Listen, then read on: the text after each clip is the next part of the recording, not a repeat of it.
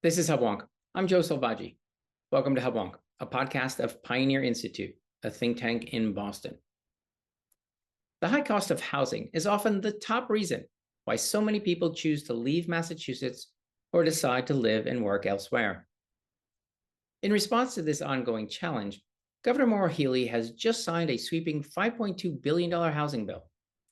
This ambitious bill aims to jumpstart housing production across the state with a focus on significant investment and zoning reforms. It allocates $2 billion for the modernization of over 40,000 public housing units and provides funding for innovative green housing initiatives. Notably, the bill also introduces statewide zoning changes, such as allowing accessory dwelling units in single-family zones, which will override local regulations where such restrictions currently exist. While the bill's passage is a step forward, some proposed measures didn't make the final cut, such as the local option transfer fee for high-value real estate transactions, which could have made developing property in the Bay State more costly and less attractive. As the dust settles, supporters and critics alike are left to assess whether this comprehensive legislation will truly address the long-term cost of housing in Massachusetts. Did this bill strike the right balance? And does it go far enough to put the state on a more competitive trajectory? To help us unpack these questions, I'm joined today by Pioneer Institute's Senior Housing Fellow, Andrew Mikula. Mr. Mikula has written extensively on the high cost of housing in Massachusetts and the policy interventions that could address it. Together, we'll examine the features of the newly passed housing bill and discuss whether its likely impact on residential zoning and supply will be enough to contain and perhaps reverse the troubling trend of ever-increasing housing costs. When I return, I'll be joined by Pioneer Institute's Andrew Mikula. Okay, we're back. This is Hubwonk. I'm Joe Selvaggi, and I'm now pleased to be joined by Pioneer's Senior Housing Fellow, Andrew Mikula.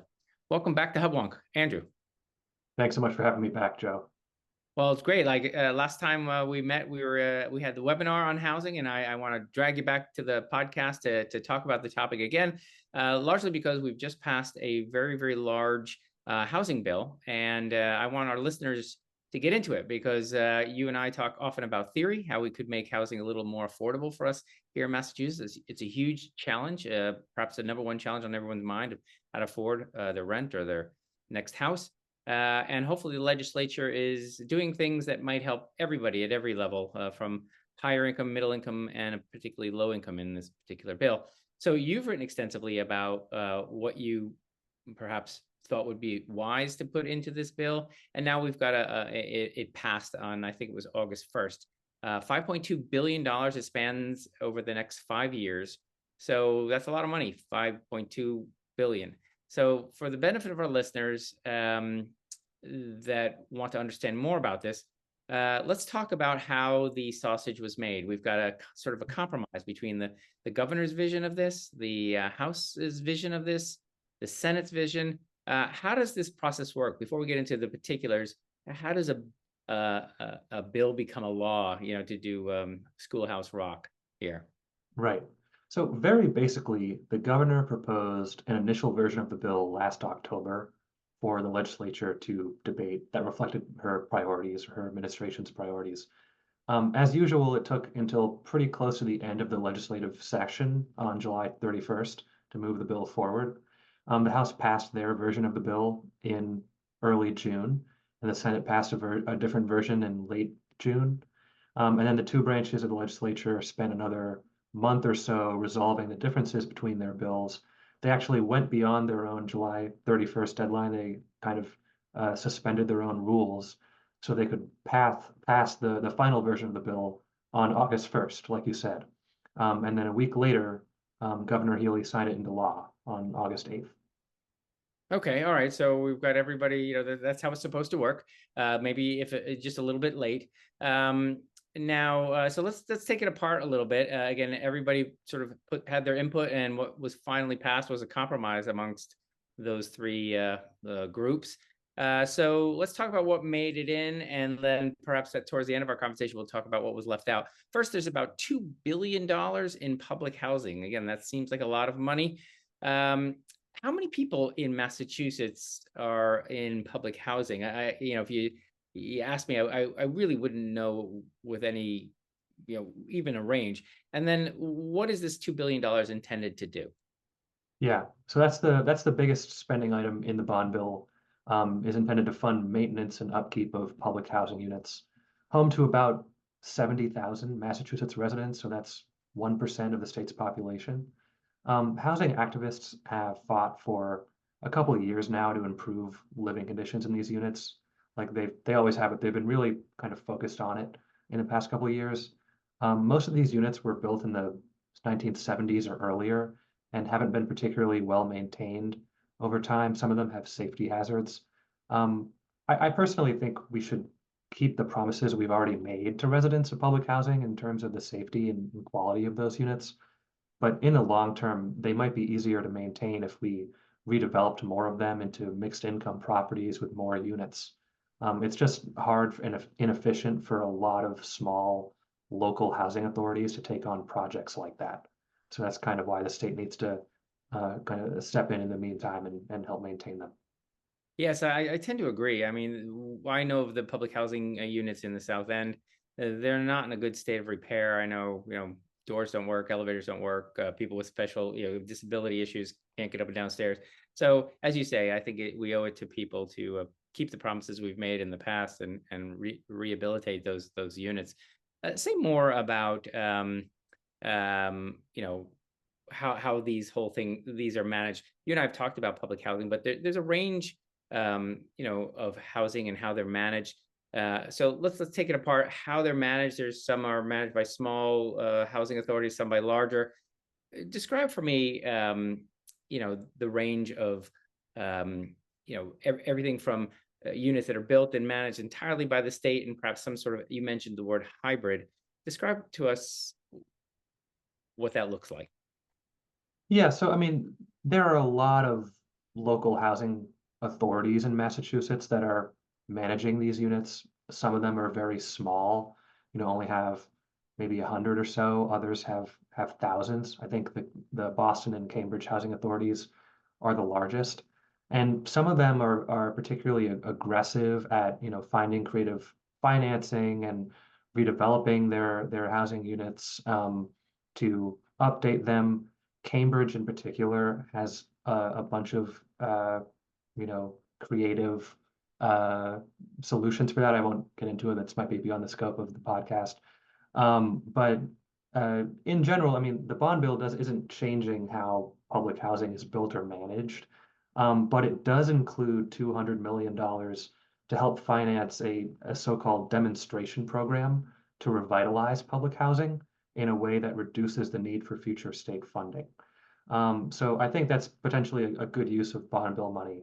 You're funding the redevelopment of public housing in a way that raises the quality of the units, adds supply, and is designed to make the operation of public housing more self-sufficient in the long run.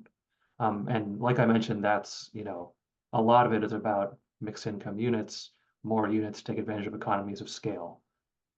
Right. So if I'm hearing you properly, big cities have big resources and perhaps can tackle these problems they have more resources, so they might be able to come up with more creative ways. I want to throw you a curveball. I would love to hear. Have you read something where we talk about innovation in public housing? Three cheers for that. Any ideas on like major breakthroughs or new innovation that you've read of in your research? I didn't let you know I'd be asking such a question, but I'd love to know, and I'm sure our listeners would like to know, what other than these, what I say, less, not very attractive brick blocks. They look more like military bases than they do homes. What innovations have you seen that you find encouraging? Well, I think when it comes to redeveloping some of them, you could, partner with private developers, often nonprofits. Um, I think a lot of the kind of financing related innovations happen around. So public housing authorities, I believe, have kind of separate funding streams for operations and kind of capital uh, projects that they pursue. And essentially, a lot of the innovation, and I would probably need to do more, Yeah. dig myself to understand exactly how this works. But my understanding is a lot of the innovation comes when they kind of find ways of blurring those lines, basically, Right. between capital spending and operations funding.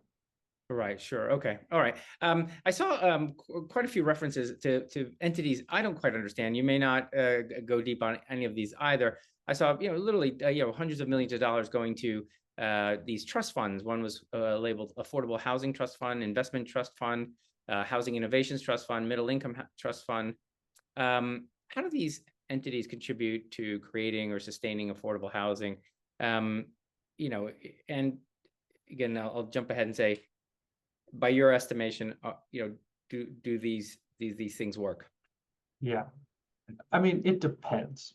So Mhm. some of those funds will lead to some housing creation, but in general, pouring money into public subsidies to facilitate new home construction is not really a scalable solution to the housing crisis in my mind. Using that funding to buy or renovate or preserve existing housing would be more cost effective, but most of the money is probably going to go to building new housing. I'm not familiar with the allocation plan for all of these funds in the bond bill, but I know that there's a cap of 30% on the low-income housing tax credits in Massachusetts going towards preservation projects. Um, to be clear, we do need to build a lot more housing. It's just that we need that new construction to happen in a scalable and efficient way. So income restricted housing costs more on average than market rate housing to build because it's harder to get financing. And the financing sources that are available for it come with a ton of programmatic and administrative requirements that tend to raise costs. So really, the private sector is best equipped to build the new housing, and the nonprofit sector and some government agencies are best equipped to keep existing housing affordable, renovate it, refinance it, deed restrict it, etc. But these bond bill items don't really tell us how much is new production and how much is preservation in and of themselves. That's a profound statement. The idea that private building costs substantially less than public. I guess I might intuitively say, yeah, of course. When the government gets involved, things get really expensive really fast. But just I want to put a underline on that, which is to say, a lot of the obstacles to more, let's say, livable public housing is government imposed, right? With all the conditions. A, it's harder to get financing, but B, all the conditions that are imposed on the people building this make it less likely to happen. I also want to tie in, it's actually an article or a research that you had sent to me saying that in some cities, I think the research you sent me was Denver. Their observation was for every new affordable unit built, two had essentially, in a sense, been abandoned because of poor state of repair. So in a sense, we're holding back the tide with a broom. We're building over here and losing it over there. It seems like a losing battle. Say more for our listeners. Why is it that we are building only half as fast as we're losing public housing? Yeah, I mean, I'm not totally familiar with the situation in Denver in terms of kind of losing it to poor state of repair. I think in greater Boston, what's probably a bigger issue is that we're losing kind of naturally occurring affordable housing that's not subsidized, but just is kind of older, maybe smaller, in kind of B market locations. We're losing that sort of housing to general price appreciation faster than we can build kind of capital A subsidized new housing that's affordable. And so I think that this so much of the kind of zeitgeist around housing affordability, especially when it comes to, say, Massachusetts politics or the legislature, is geared around kind of creating new affordable housing. When really it's like, you know, it's like we're losing, um, it's like there's a leak in a fish tank, and the legislature is kind of taking an eyedropper and putting water on top of the fish tank to keep the water in, when really we should be plugging the hole and finding ways of preserving affordability in this existing housing stock. Yeah, indeed. And that's an interesting concept to say, well, we build some housing because of the nature of supply and demand. It's a constrained supply. So affordable housing isn't affordable for long if everybody wants it, right? So it's almost like upward filtering rather than downward. Yeah, assuming it's not deed restricted in some way. Right. And okay, fair enough. Most isn't. Yeah. Um, I also some reference to environmentally conscious housing projects. this makes my spidey senses tingle because I think to myself, we want more. Look, we all love the environment, but as soon as you put environmentally conscious as your adjectives, the cost of these affordable units goes up substantially, which by definition means the quantity goes down. If you want more, I'm not saying you have to be gratuitously harming the environment to do that, but when you put these conditions, just as you described earlier, if you have to have heat pumps instead of ordinary air conditioners, it may be greener, but it's going to be more expensive and therefore less available. What would you say? What do you know about those conditions? Yeah, I think provisions like this in the bond bill are a good example of how legislators have a myriad of different goals they're pursuing when they pass bond bills like this. Um, like other spending items in this bill, the funding for environmentally conscious housing could go to several different types of projects, new developments, renovations, etc. My research doesn't usually focus on the best way to reduce housing emissions, but if the ultimate goal is affordability, then hypothetically, these kinds of green energy retrofits could help lower utility bills for existing affordable housing residents. And the state or other government entities could also see those cost savings if they use the money for retrofits in public housing, for example, that they own and pay the utility bills for, hypothetically. But it's Right. also possible the state is going to use this mostly for new construction of energy efficient homes, which is probably not the most cost effective solution in my mind. As for the first time home buyers program, I think down payment assistance um, programs that need a kind of marginal influx of capital to get individual buyers over the hump is preferable to using public financing to build new units specifically for first time home buyers, right? That's kind of an analogous situation to the environmentally conscious housing provision in the bill because it's again it reflects that the fact that there's a lot of goals beyond just broad-based affordability here.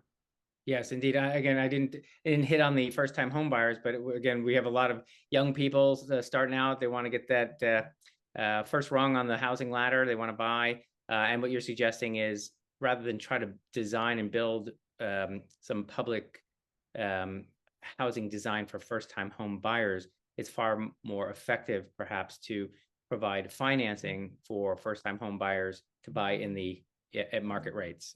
Is that what you're saying? Yeah. Yeah, the intervention from the state should come on the demand side rather than the supply side for issues like that. Indeed, I know some people who've taken advantage, and it's actually quite good for the city for first-time home buyers. The problem is the Byzantine process means you have to have an advanced degree to be able to navigate the system to be able to take advantage of those first-time home buyer programs. But that's a subject for another podcast. Again, I'm going to want to talk really very positively about this for the first part of our show, and then pivot to what I don't like, or perhaps you don't like about this bill. But one thing I really was encouraged by, perhaps my favorite part of it, it was sort of the approval of something we've talked about, ADUs, accessory dwelling units, which I think seems like it's a statewide sort of legalization of these ADUs wherever you want them. And all kinds of other provisions that say, look, if you own a property and you want to put what would they call an in-law unit or whatever friendly word we want to put on there, this can help a great deal. I mean, essentially one home can become two homes, or what does this bill say about it, and what do you have to say about approval of ADUs? Yeah, so first of all, for those who don't know, accessory dwelling units or ADUs are basically small rental units of housing that are, can be found in the same lot, the same property as a, kind of principal dwelling, single family home. Oftentimes they're in backyard cottages or basements or detached garages or what have you.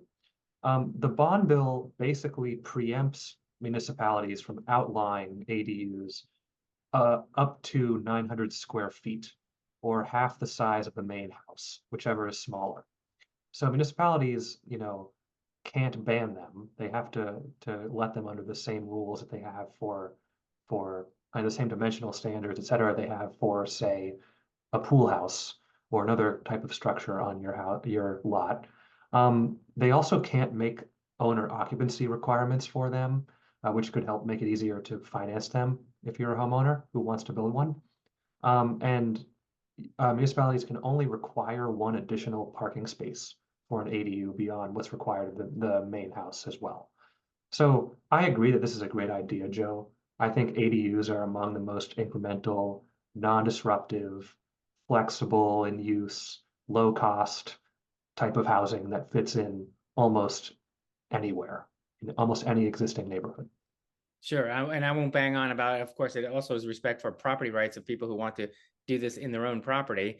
But it substantially increases the number of people who can live in our wonderful state without making substantial changes to anything, right? You're just it practically already exists. You're just allowing people to house somebody else in the space you already have, or you could modify to have.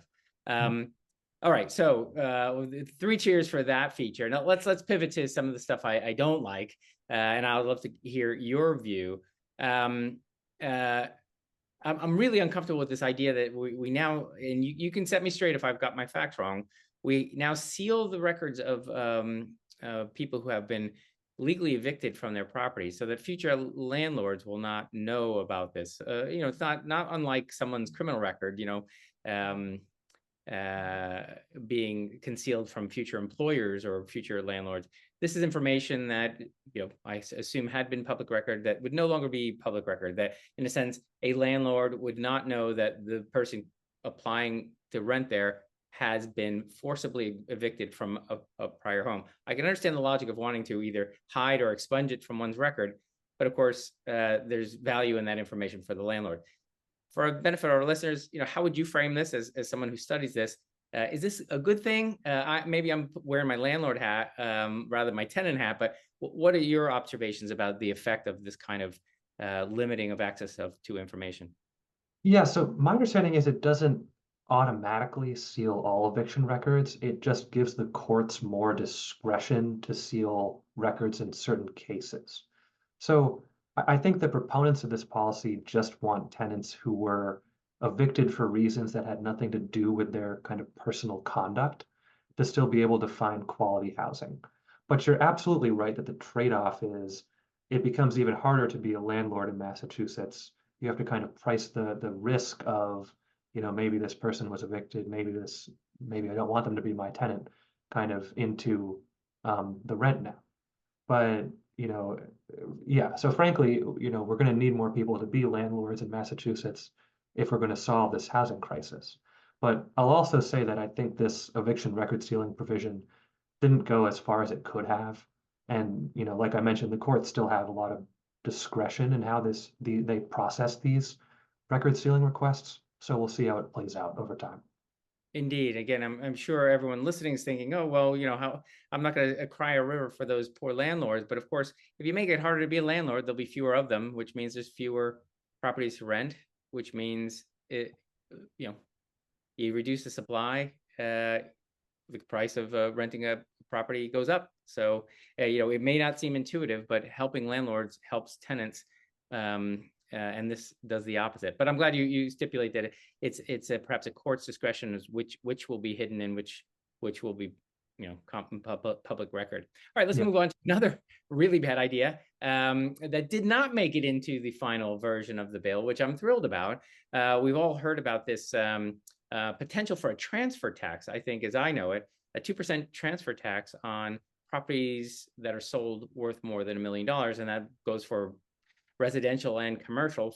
Perhaps more commercial properties are in that over $1 million range. But I don't know if you've kept up on current events, Andrew, but the average home in Massachusetts is knocking on $1 million.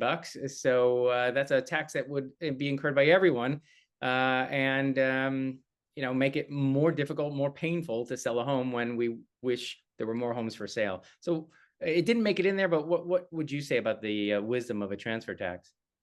Yeah, I think how it was sold is that it's just another mechanism for freeing up more money to put towards affordable housing.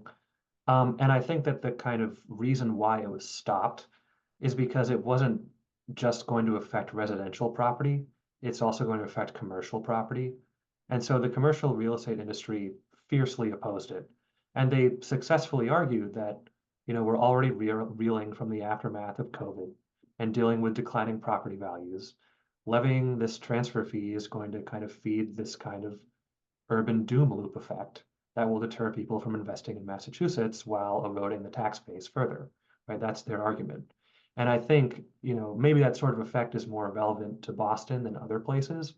But I think Mayor Wu's agenda in Boston was a big reason why the transfer tax was part of Governor Healy's initial bond bill proposal. So, I don't know if it's in the cards for something like this to come back that's more narrowly targeted just to residential property. But I think it was certainly the commercial real estate industry that had a huge hand in shutting it down this time around. Right, right. Well, again, we did cover the mayor's idea of shifting more property tax towards commercial than to residential. Well, of course, they're already paying 2.5 times what the rate that the residents are paying. And as you say, they're hard hit after COVID. Their property values are halved. Imagine if any of our homes were their value was cut in half, the pain it would cause. To raise taxes or to impose a transfer fee, is to add insult to injury in that case. Um, I was also disappointed to see something that fell off that I thought was a good idea. I'd be curious to hear what you think. There was a proposal, I think it was in the Senate, but it didn't make it to the final version, which was to put money aside to help fund the conversion of commercial property into residential property. Again, as a resident of downtown Boston, I see a huge demand for more residential property, and a surplus perhaps of commercial property. It would be nice if some of those appropriate commercial properties could be used as fancy new condos. As we've all been to those former factory buildings that make fantastic condos. What happened to that money, and what are your thoughts on whether that was a good thing to leave out? Yeah, I mean, I don't know exactly why it wasn't approved. I think it was the House that included it, but not the Senate. Um, but there is a smaller pilot program in Boston right now that aims to convert office buildings in particular into housing, and the state has contributed funding to that. So if that pilot program works well, it could potentially be scaled up.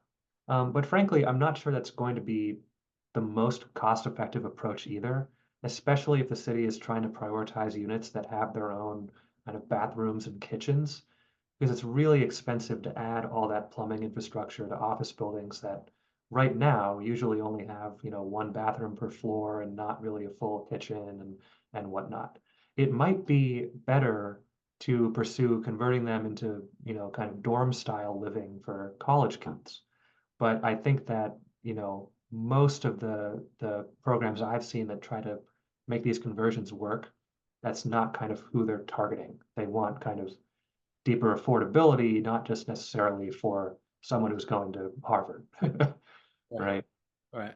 right. That's fair. So I've uh, vented my spleen here about what I didn't like about the bond bill. I also said what I did like. What do you think, in your analysis, was left out? I really dug into what was there and what didn't make it to the final version.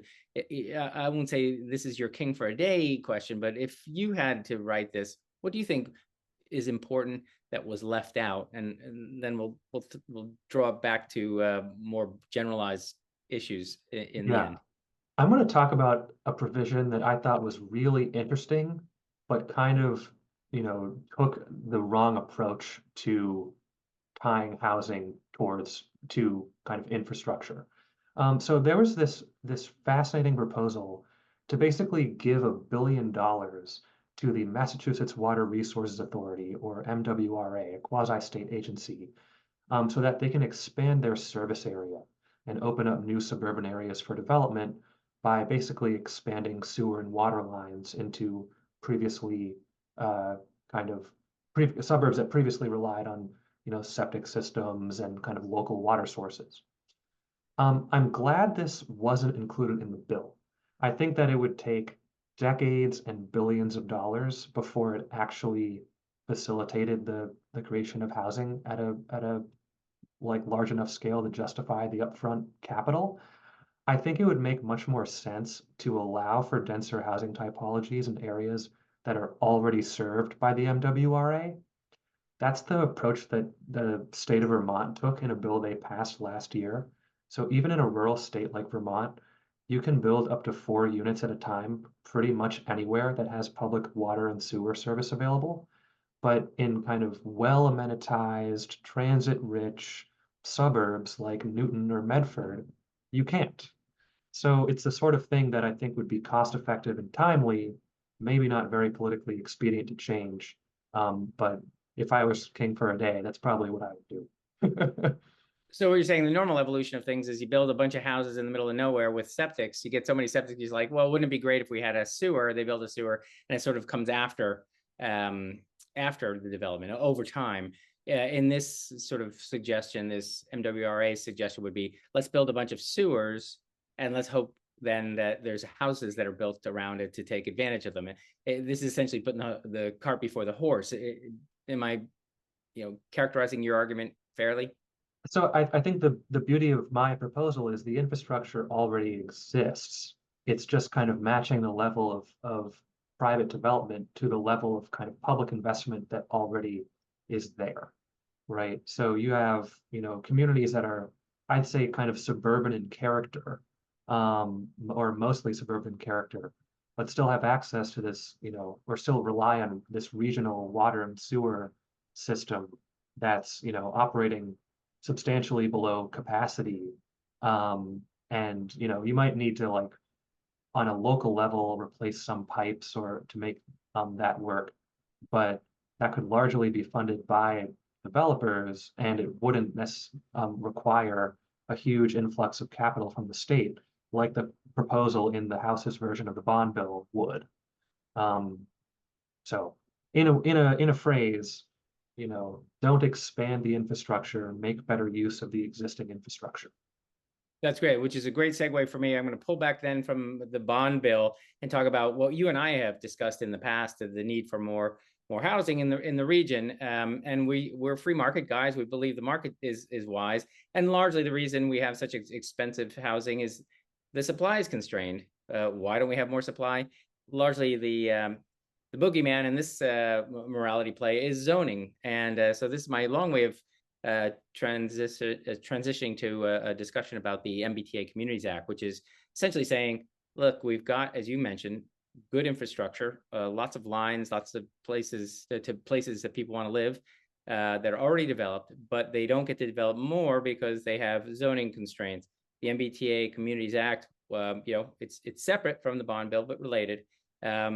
The state wants to ensure that those communities that are on public transit and easy access to Boston can and should build more. Where are we on that? We've talked about that in when you visited the podcast in the past. Where are we there, and is there any way to tie the two together? Yeah, so the MBTA Communities Act is a state law that requires most municipalities in eastern and central Massachusetts to create at least one district, one zoning district, where multifamily housing is allowed by right at a density of at least 15 units per acre, 1.5. So this law is going to help legalize more housing that, if built, could contribute to solving the state's housing affordability crisis, all while facilitating better access to economic opportunities and services via transit. Implementation is very much still ongoing. Last time I checked, about 40% of the communities subject to the law have passed zoning needed to comply with it. Maybe another 8 or 10% or so have rejected such zoning at town meeting. And the deadline for most of the communities overall is December 2024. Some smaller communities have until December 2025. But I think, if you want to make a connection here, the bond bill is relying mostly on spending, some on policy like the ADU legalization, but mostly on spending to try to facilitate housing development. This MBTA Communities Act is not focusing as much on kind of capital A affordable housing. It does allow municipalities to require capital A affordable housing to some extent. But what it does do is creates a framework for kind of regulatory reform and making sure that communities have some allowance for denser housing at a time when it's very difficult to make the kind of economics of building kind of middle market single family homes work in a lot of kind of inner suburbs of Boston. Indeed. Okay, so we're coming to the end of our time. So let's wrap it up with a bow and say, given we've talked about the bond bill, which, as you say, is spending, and let's say the MBTA Communities Act, which is sort of encouraging a zoning reform so that we build multifamily homes near transit lines. Are we on track? I mean, we clearly have a problem. The cost of homes is not related to the cost of nails and wood necessarily. It's a constraint on supply, and we want more supply so that everyone can afford a home here. Are we on track with these measures, to meet the unmet demand for new homes in our great Commonwealth of Massachusetts? Yeah. I mean, I think ultimately the answer is no, or at least not yet. Ultimately, the goal of that bond bill is to make sure that there is enough housing that's affordable to lower income families and individuals. I think you're talking about kind of at a broader level, moderating general price appreciation. They're slightly different goals, but providing enough housing for low income people would be much easier if we were simultaneously adding new supply at a rate that Greater Boston simply hasn't done for decades. And in recent years, we've also faced a lot of barriers to building more housing, not just with kind of regulatory and political concerns, but also with high interest rates and construction costs. It is more expensive. The nails and the wood are more expensive than they were 5 or 10 years ago. So I honestly think this problem is going to get worse before it gets better. But a silver lining is that it's gotten so much attention from the governor and the legislature in recent years. And the passage of this bond bill reflects that. When I was preparing for this piece, I actually looked up the value of the last housing bond bill that Governor Baker signed in 2018 was 1.8 billion. So this is an almost tripling of money. And that reflects a kind of political consensus that this is a problem. And I think that having that political consensus is, the first step in a longer list of reforms, or I hope it is. And the last question, again, this is a math issue. It's $5.2 billion, but it's spent over 5 years, and it also has some constraints. How quickly does something like this roll out? It's not $5.2 billion in fiscal year 2025. Rather, it's over time. Share with our listeners how much of this is actually going to hit the street near you. Yeah, I'm glad you mentioned that because I didn't really give that background. So basically what the bond bill does is authorize the state to borrow the money, but what authorizes the state to spend the money is basically the 5-year capital plan, right?